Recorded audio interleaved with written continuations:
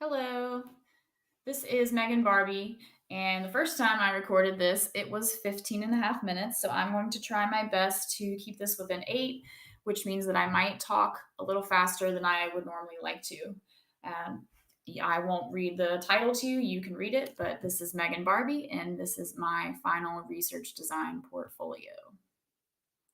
I've chosen a mixed methods approach, which combines both qualitative and quantitative elements. My study in particular relies more heavily on qualitative methods of data collection and analysis. My research problems are threefold. The first problem involves the fact that schools haven't evolved to meet the complex demands of the modern American worker. Second problem is related to the achievement gap, which perpetuates a vicious cycle of poverty that is difficult to escape from, especially with a fixed mindset. This fixed mindset sees learning and abilities as fixed, predetermined, and it prevents students from reaching their true potential.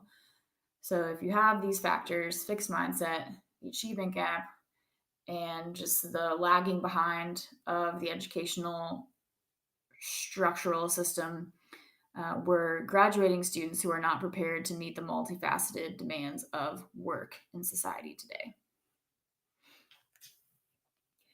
As part of my literature review, I've read many studies that have confirmed positive outcomes of interdisciplinary curriculum.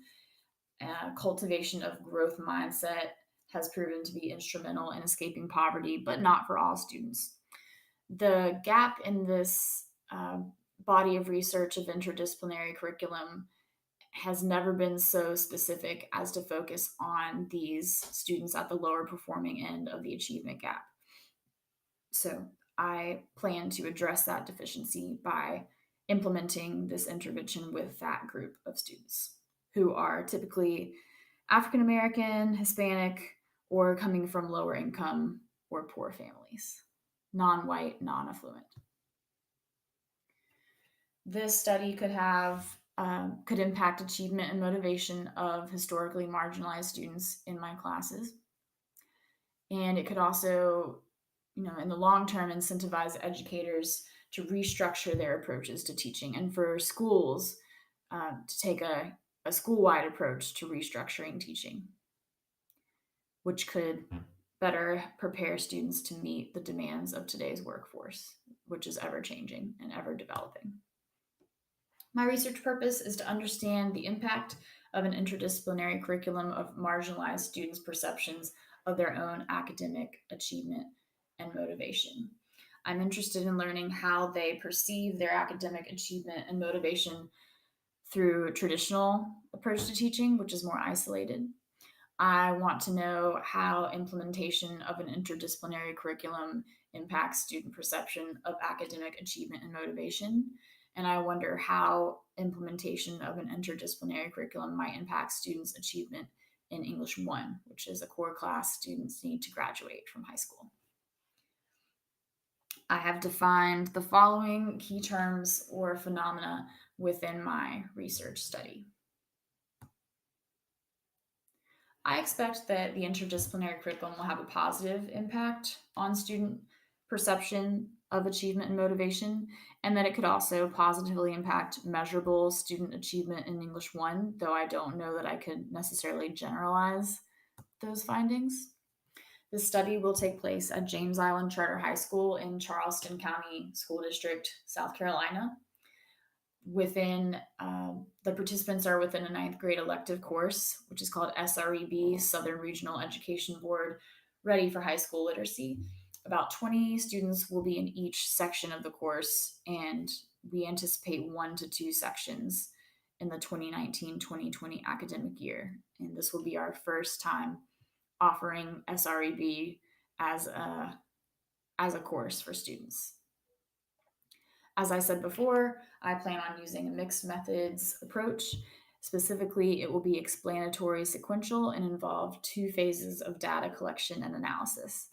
In the first phase, I will use quantitative survey methods to gain an understanding of how to measure student perception of achievement and motivation prior to implementing the interdisciplinary curriculum. Once I analyze those results, I'll select a smaller group of students to interview and observe through qualitative methods in order to track their changes in achievement and motivate and perception of achievement and motivation during and after the study. As far as ethical considerations, I'll need to avoid going native. These are my students, and I need to respect cultural boundaries and be cognizant of my own biases that clash with, between my culture and theirs. I'll need to explain the study to them in student friendly language, and I'll need to obtain permission from parents and guardians because they are all minors, they're all under the age of 18. I'll also need to consider a control group and any negative effects that could result from me feeling like I'm not giving them the better end of the deal.